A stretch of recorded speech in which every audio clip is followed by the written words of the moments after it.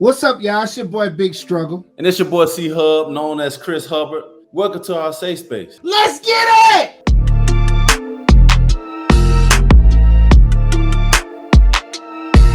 Last time we had such an amazing show. Yes, sir. We had our brother, Dr. Kaza, on the show. Dropping gems. Man, listen. Giving us knowledge, man. He gave us so much, man. He definitely gave us social work, but then showed us how to get the bag. What's better than that? You get the tricks of the trade, bro. Like, what more can you ask for, bro? That's it. That's you know it. What I mean? Like, shout out to Doc, man. Shout out to Doc. Keep doing your thing, man. This week we got my bro, my dog, man. A mogul in the making, man. Somebody I definitely lean on, just like I lean on Hub. A self-made businessman. We got my brother, our brother, Tony Jones. Let's get it! Yeah, hey, what's y'all got me hyped, man. Y'all got me hyped. I love that intro. I need to bring y'all out every time. Hey, that's what it's about. Tony, who is Tony Jones, man? Take us from. I want to know about the childhood, man. I want to know where you come from. What you been? Yeah, where you from? I'm from Cincinnati, Ohio, man. Okay, Pine Hill, Ohio, to be exact. Okay. But man, childhood is just like most of us, right? Parents trying to work hard, trying to make a way for us, right? Doing the best they can. My mom and my dad worked a lot. My dad played ball in college and whatnot. So when he got out of playing ball, he actually injured himself. He started working for the city of Cincinnati, and he still does do that actually. So he worked there. Mom bounced around. Mom is me. I'm an image of my mom. So mom was just hustling. She trying to figure out what's the next big move, and she jumping on and riding the wave, right? So mom did child care service, real estate, all of the above, man. So high school, of course, when I was in high school, 08, 09 happened. So the big crash happened when my mom was in real estate. Yeah. And by that time we got to high school, mama took us out of the hood and all of that. High school was good for me. You know what I mean? Mom was working her butt off freshman year, boy. We was living in something nice. We was living in the suburbs by then, right. And mom actually we lost it all. My mama had 13 properties, bro. 13 properties, man. 08, 09 happened. We lost every single one. Wow. Parents got divorced, lost all the money. And I actually moved out. We all went our separate kind of ways for real. Mom moved up north, dad moved down south. I stayed with him for a second, but then I had my son in high school. So I had a child, senior year. So I had to grow up quickly, bro. But other than that, man, it's typical. Just trying to, look for guidance as a kid, man. But I was directed by a whole lot of different things, and so it turned out all right, man. How was it though? How was it being a father in high school, man? Yeah, bro, ghetto. It was ghetto, bro. I can't lie to you. I ain't gonna tell you that this was cool. This was ghetto, bro. I went to prom, bro. My wife was pregnant at prom. You know what I mean? Like I bounced around. So what happened was, bro, honestly, through high school, when I got to high school, bro, it was a big culture shock. When I actually moved, that was actually the 8th grade. So that's when I moved out of where we was up to the nicer school district. Mm-hmm. And it was a culture shock, bro. So, as a young man coming from the inner city, coming up there, right, then it's a whole different group of people, and I'm already, as a young man, you already having identity issues. So then when you get to this, new school, you know what I mean, and this new environment, I was trying to find myself, bro. And at that age, you figure out that kids, they respond to, what gets their emotion is, anger and violence, and who's the biggest, who the baddest, that who gets the most attention, that's who gets the most respect. So needless to say, man, I ended up going to like 4 different high schools, just cannot seem to stay out of trouble. Yeah, man, after the 3rd school, I actually, when I in my senior year of high school, man, I got into some trouble. And I had attempted murder charges filed against me. And my mama went into gangster mode, man. She got me up out of there. She really did. So she got me up out of there, man. And I actually moved with my aunt for like a week. Long story short, they ended up dropping the charges. This is halfway through senior year. And so I was able to come back home. But the school that I was at, of course, them knowing what was going on, they didn't allow me to come back to that school. Right. And so that really put me in a crazy situation, because the school that took me was a more advanced. I don't know the word for it, but it was kind of a college preparatory school. Oh yeah, yeah. Uh, and so when I converted there, I was actually behind everybody. I was already behind everybody. I don't even know. I never knew what a GPA was until after high school. Like Yeah. I didn't keep track of Yeah. none of that stuff. For sure. And so when I got there, bro, it was dope because it was an eye opener because a lot of people, bro, who did not look like who did not look like me at all, bro, like really poured into me. Like they took me as like their little project. Like, oh, this kid is coming. He's obviously different than all of the other kids in our school, right? Right. And they made me their little assignment, man. And I ended up graduating, right? Not top of my class, something like that, but I ended up graduating pretty good, bro, and being able to, start the next chapter of my life. When those charges came, just speak on like how it was. You know what I mean? When you was dealing with you fighting a real case, because even at that age, they'll send you up the road in no time. You know what I mean? And speak on like the mental side of that. You got somebody attempted murder means that something happened that you like just speak on that. When I heard about it, like I'd never forget, bro. I was at a friend house and my mom called me literally in the middle of the night, bro. Like, hey, we can't cuss. Can we cuss on here? No. Yeah, hell yeah. This our shit. This is the real struggle. Hell yeah, this day. Yeah, this is real, man. hell yeah. But yeah, bro. Mom called me in the middle of the night. My exact words was like, "What the fuck did you do?" I'm like, "What do you mean? What did I do?" Right. You know what I mean? She's like, "What the fuck did you do?" I got police banging on the door and they looking for you. I'm like, "What?" She said, "Yeah." She said that you almost killed somebody. So me, like, that feeling of just like the blood, bro. Like I felt like everything just left my body. Like I was stuck. I sat on the phone, I didn't even say nothing. Like, dang, like, all right. So now I just started thinking, like, I'm in that mode now, like, bro, I'm about to be on a run. Are you serious, bro? Like it was crazy. So literally, bro, that morning I had an aunt. I have an aunt, Aunt Carol, man, who literally I didn't even talk to her all the time, bro. She showed her little gangster side too. My mom called her, man. She drove a car to the house, an extra car. Drove a car to the house, threw some plates on it, and was like, "Get out of here." Damn. Period, bro. Got me out of there, man. And so I'm literally in the car preparing myself. It's like I know this is really not going to work. They're going to find me here at some point. Like even as a kid, I always knew how this would end. There's no way I'm gonna be on a run for the rest of my life. So eventually, sometime I'm gonna have to go to jail. Right. And so just trying to prepare myself like that with that mentally, it was just confusing, bro. Like I can't even explain how confusing it was and what that did to me.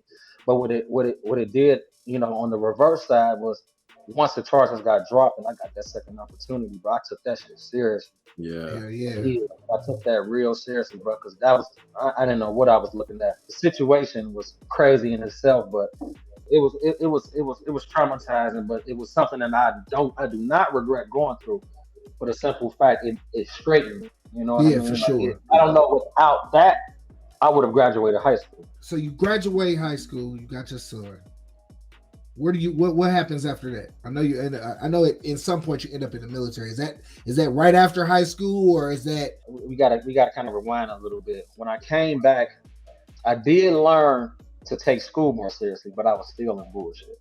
Towards the end of the school year, I got into some more trouble. It was actually on my birthday. It was the day after my birthday, was July 4th. So I got into some more. I actually caught a gun charge. Now, when I was going through that process of fighting that case, my mom's a lawyer, knew the judge, and they had ceased that program of getting out of trouble to go to the military. But she was able to convince him that if I go to the military, that they would not give me this actual felony gun charge. They would just reduce it down to a misdemeanor, and now I'll still be able to go to the military. Mm-hmm. So that was, we worked out. So at that time, I was actually supposed to be going to the Navy right out of high school. Right out of high school. I was supposed to be going to the Navy. Well, I don't remember exactly what happened, why I got delayed. I think that the waiver, when you go into the Army and you have a criminal waiver, you have to get a moral waiver to join the actual Navy. I think that process took a little while. Well, literally, but the week after I got the okay that I could go to the Navy, I ended up getting shot. I ended up getting shot 3 times. So that was my mom's birthday. Damn. That was my birthday present to her. Yeah, yeah. So of course I had to recover, heal from that. I ended up getting shot 3 times, and it took me until probably that was November. That was November 29th or 27th. It was 29th. I'm sorry. And by the next February, I was all healed up. I was ready to go. And so I tried to go back to the Navy. They said, "Nah, but you got too much going on. We don't know what you doing, but you can't go to the Navy no more." So they rejected my waiver because I needed a medical waiver and a moral waiver at this point. 'Cause I just got shot. And if you remember '08 or '09, that is the insurgency of Afghanistan. Where we Yeah, were already in Iraq, but that was the insurgency of Afghanistan. right. So the army was like, "We don't care what you got going on. We need bodies." Right. So I ended up joining the military, joining the army at that point after I got healed up and I recovered. I think I was in by like the April of the next year. What led you here, like in Indianapolis? How'd you get here? So 24-hour fitness, really, what I took away from that is the sales, right? Right. That relationship building, that rapport building. It's something it's crazy because I just told Kiera this, my wife, your sister. Shout out to Kiera, man. You've been listen, hold on, not to cut you Hey, off. there you go. But let's just pause this real quick because I wanted to do it earlier, man. We got to shout out Kiera, his queen, because we just heard a story of a man going through his struggles, but having a strong black woman behind him, and that means something. You know what I mean? Like you said, I wouldn't have been able to do this if she wouldn't have motivated me to keep going. I probably would have folded. You know what I mean? Without her. So, that man, that's important for us, man. It's because it's like, bro, we can't do nothing without our backbone. You know what I'm saying? And so, shout out to Kiera, man. And we done been in spaces where it been all three of us, and Kiera literally the angel. Hey, remember I said that, bro? I'm like, she always say some positive, higher level spiritual stuff, and she keep us on our P's and Q's, man. So shout out to somebody can argue with us, and she'll be like, "I'll pray for you." It's like, what? Straight up. Yeah, I'm like, get the gun. I'm about to whoop his ass. Hey, yo. We can pray after he get out the hospital. I'm about to whoop his ass. Right now. He got to know now. Right. So Pray shout out to her. Shout out to her. Shout out to the strong black women, man. One thing I can honestly say is that when I was in my worst moment of my life, literally like shit, contemplating everything you could think of, man, my brother, really both of y'all, and Tony, on an everyday basis, I just be telling what I'm going through, and you could tell, like, man, I was going through some shit. You know what I mean? And he held me. It was like he held me up because literally, bro, it was like he was one of the only people I could turn to that wasn't dealing with their own shit that would listen. You feel what I'm saying? And so I would call and just run it down to him, and he like, bro, you gotta leave. He told me literally from start to goddamn when I got tired. He said, bro, you have to go. It's never going to be what you think it's going to be. Yeah. And I'm forever grateful for that, bro. Because then he sees me now and he like, hell yeah, you know what I mean? It's happy, man. Yeah. I love, the partner you have chosen now, bro. Because, bro, like you said, just to emphasize, bro, you was in a very, very dark time. I told you, but that love, bro, like that power in that woman, when we really empty, we don't even know where we are at this point. You know what I mean? Yeah, and then you find a woman and she just love you crazy. She giving you all the confidence and then she turns sour. Facts. Like what? Like you gonna treat me like this? Yeah. After all I did, after all I sacrificed, right? Like that'll tear a man up, bro. That'll tear a man up. AG was going through shit I knew I would be in jail for it. Yeah. If I was going through that real shit. facts, AG was going through shit. I'm like, bro, please get out, bro, before, because I didn't want to see you in jail. I was like, bro, please get out, bro, before you snap and you kill somebody, bro. Yeah. No, it was that deep.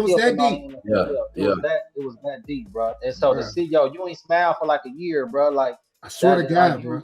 You was really going through some shit. So to see you now, you know what I mean? That nigga can't stop seeing this girl. Sitting online with her shit. Everything, bro. This bae, y'all. This bae. You know what I mean? Hey, bro called and said, yep. And I knew exactly why he said yep. I said, oh yeah. Yeah, it's time. That's it.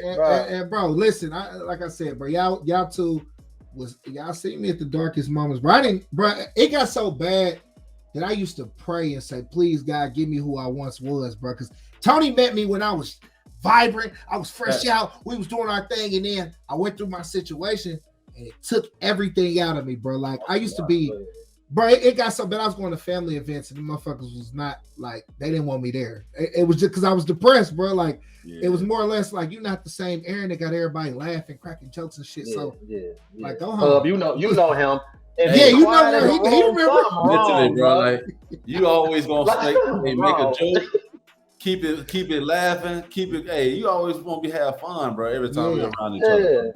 Literally, bro. Like, hey, in that time, bro, it was moments I ain't know what to say, bro. Because it's just like, bro, like my boy. I wish I could just hug my nigga. You know what I'm saying? That's really what it is. Like in that moment of time, like being in that person's space, bro. Like you don't have to say nothing, but being beside you, bro, it probably would have been the most best thing ever. You know what I'm saying? Bro, and I appreciate y'all both because y'all was there. You know what I mean? It literally, and it got so bad, bro. Not to keep staying on this, but I used to want to come to Pittsburgh so bad, bro. But mentally, and even hang out with Tony. Tony invited me out, bro, and I just couldn't do it, bro. It was like but it used to piss me out. I ain't gonna lie, you piss me out. Come on. Bro, this nigga used to make me so mad, bro.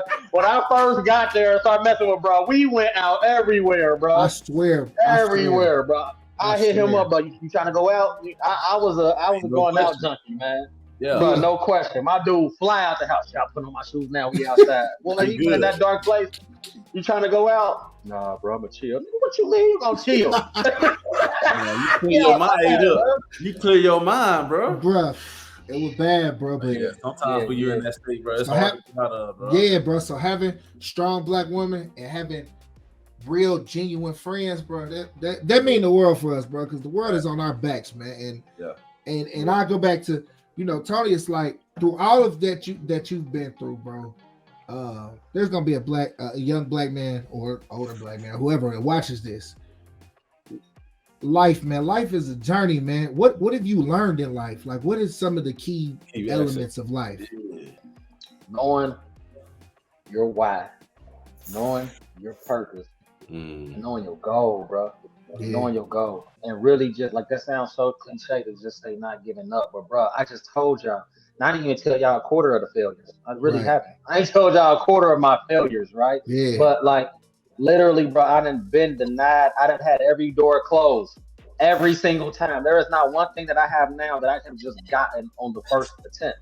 Right. Like you just have to keep going, bro. Like you have to keep jumping over the hurdles. And in order to give yourself that energy to keep going, you need to understand why you're doing it, bro. Right. We have to, us as young men, bro, we stay focused on that money. We stay focused on, we just want the money, But that's why we end up waking up, 5-10 years after just hustling with nothing, because that was never the goal. That was never the thing that was going to bring you joy or happiness in the first place, bro. It's actually accomplishing and proving to yourself you are who you really think you are, right? You actually are proving to yourself every day by what you're doing that, bro, I can really accomplish this. Like that's what started fueling me. When I started hitting different milestones in my business. Oh, okay. Now I'm the top salesman in my region. Now I'm the top salesman in the district. Now I'm the top salesman in the company. It's like, oh shit. You know what I mean? Okay, I know what I'm doing. That's giving me confidence, though. But that's spilled into other aspects of my life. That's spilled into my marriage. That's spilled into my own personal development. It's like, I can figure this shit out mentally in my head because I was able to just turn it around and do X, Y, Z. You know what I'm saying? So. That's big, bro. Like you have to keep that vision. You got to keep that vision. You got to keep knowing what your why is, bro, and know why you're doing that. I told you about my why. My why is my wife and my children, and most importantly, just not failing, not getting to the pearly gates, bro, and looking at and feeling. David Goggins, if y'all hip it, I tell this all the time, but if y'all are familiar with David Goggins, if you're not, please go read his book. Yeah. But he talked about his biggest fear, and I identify with this so much. We talked about getting to heaven, and whoever's at the gate reading off, lawyer, business mogul, real estate mogul, philanthropist, you know what I mean? All these different like big things, right? And saying, well, that's what you were supposed to do, but you ended up being this.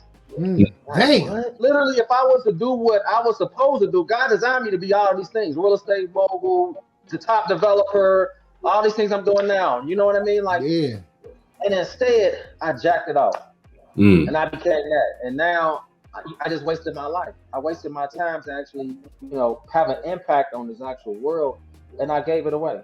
Yeah. So that's I'm sorry, that's one of my biggest fears, but that's what actually drives me. Like, I can't fail, bro.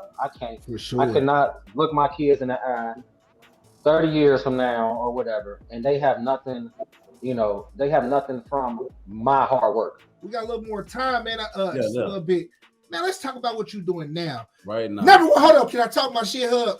Go ahead, bro. Come on. I'm talking about motherfuckers. I ain't did it in a while, but I'm about to talk. Let's get it. Hey, he got some up his sleeve too. Hey, man. So listen, man. I know you do. One thing for sure, and two things for certain. Okay. We got a real mogul on this mug today. I tell everybody, bro. It ain't too many people in the world I look up to, but it's two of them on this podcast right now. This brother Tony, man, I literally watched. We was selling memberships. We was working out together, and to see him go into real estate, he got a car company that takes around rappers. Oh, like hey, real rappers. Like hey, and he be sitting back there like a boss with him. You know what I mean? So he got rental. Man, talk about everything that you do, bro. Because man, you a real motivation, bro. And hold on, let me tell this story too. So, the brother was like an anomaly to me, bro. I knew he was from the hood. I knew he was street. I watched how he moved in the gym, so it was like, damn, bro, it motivated me. So I was like, bro, I want to go to your hood. I want to know like where you come from. Listen. We pulled up in Barn Hill. I ain't gonna lie. I was like, all right, yeah. I like this shit. So we was at this gas station. I'm looking around like, hold on. Brother, I don't know about this damn gas, bro. His friends was pulling up in nice shit. You know what I mean? And it's different from here because it's like everybody here is like, oh, you get a little money in the streets, and then everybody below you like hate on you. But to see how they interacted with each other, that made me want to be around him more because it's like they want to see each other eat. It ain't no big eyes and little U's with them. Like everybody was balling. I'm like, shit, god damn it, I'm from Barn Hill today. You know what I mean? So went to the club, and so man, talk about all of the business ventures you got going on, bro. Cause I done heard you doing some shit now. I heard about it. J Empire Investments is a company that I started. That's my real estate company. After I became a real estate agent, first of all, right after LA Fitness, and that was when was that, bro? 2015. Yeah, something like that. I be so in the hustle. I don't even remember when I started. 2015, and so what stemmed from that, me watching. I'm not gonna say the company's name. I want them to sue me. But I started working for a company. I started partnering up with a company who was in Indianapolis market, and they were buying a bunch of properties. I was a newer agent, so as a new agent, you're just trying to find business.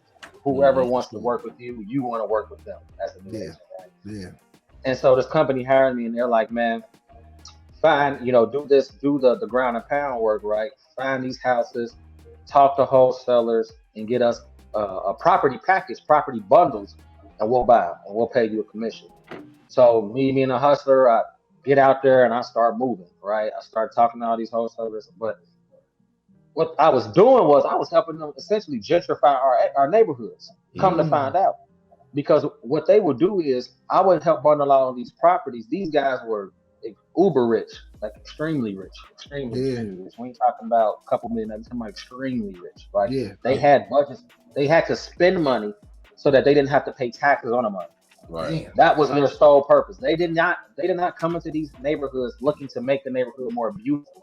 Right? They would buy these houses just to hold on to them and not do anything with them, just to write off on taxes. They never touched some of the properties. They never saw, never seen, never touched. I probably bet to this day still. Yeah.